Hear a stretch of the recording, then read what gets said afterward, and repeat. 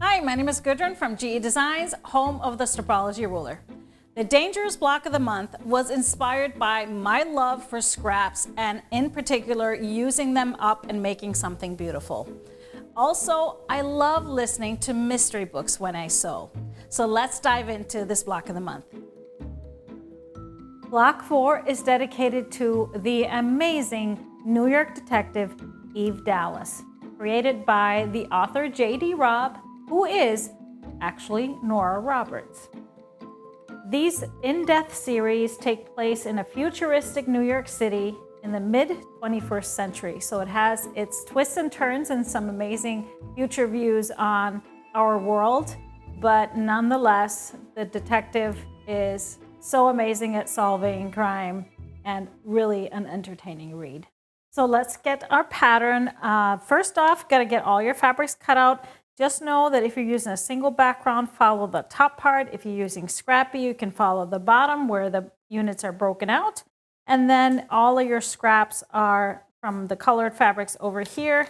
And we have on page 2 the numbering of where those colors would be placed.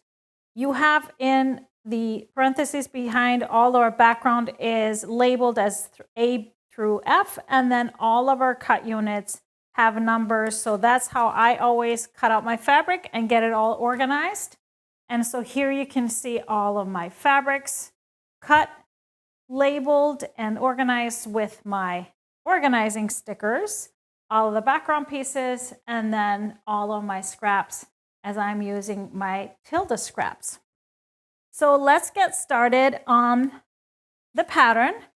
We're gonna start with the fabric A squares, which are we're going to be making these blocks that have a square in the center and then same fabric surrounding them.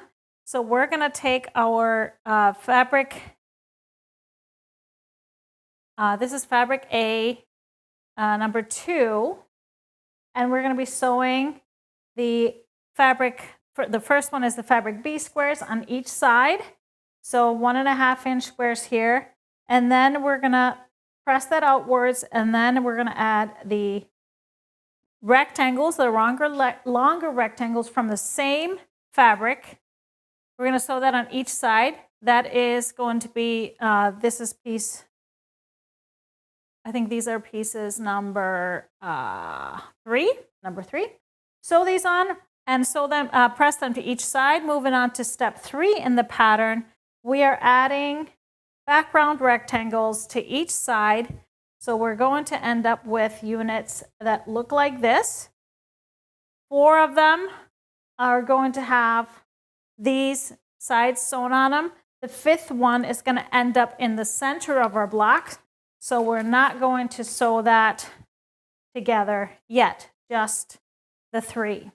So once you have those done, we're moving on to step 5 in the pattern, where we have some strip piecing elements. So you're going to take your background rectangles, your 1.5 inch rectangles, that's number B rectangles, and then our fabric H rectangle, number 7.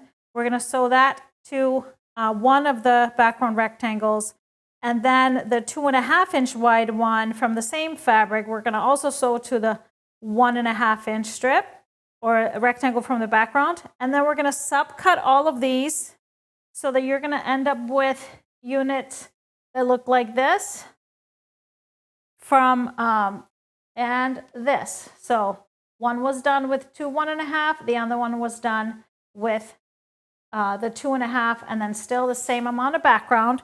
So that is step 5. For the next color, we're also doing strip piecing. For the next color, you used the 2.5 inch background with the 1.5 inch strip, and then also with the 2.5 inch color strip. So you will have these pairs from that step 6. You'll be subcutting it so you have 4 of each. And then moving into step 7, we are using the 3.5 inch rectangle for both. And so you will have 2 units that look like this. You subcut into 4 and 4. And now we're ready to build our corner blocks that are in the corners of the this whole block, starting with the fabric G, square number, this is number 5. This is going to be what we're going to be sewing around and using all of those subcut units. And so make sure you pay attention to the pressing directions here. It really makes a difference when we're assembling these. So first we take that first unit from step 5, sew it to this side. We are going to be pressing towards the square, and then we're going to be adding the longer rectangle to the side. So we're kind of building this little chain this way. So the second color that comes in is from step 6. So then we sew that to, so again, the pressing, when we added this one, we're going to be pressing towards the center. So then when you sew this guy on, it's going to be nesting perfectly on this side. And then adding the longer side. And then we finish it off. And same thing, we're going to be pressing the same way. First one pressed out and the second one pressed in. And then we add the last one and press outwards in that last seam. So you are going to be making blocks that looks like this, 4 of them, that are going to go into the 4 corners of the block. So once you get to that stage, we are all ready to get into the last step of the block, which is our step 11, assembling it all. So I'm going to just utilize this one, even though it hasn't been fully done here. We are going to start with our 4 corners. And so I have my other ones done here. And so these go in the corners when you're laying things out. And then we're going to take our units here, this one that we pieced earlier. Let me show you.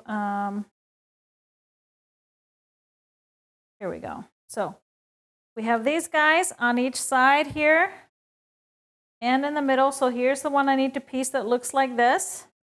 I'm just going to set that up here.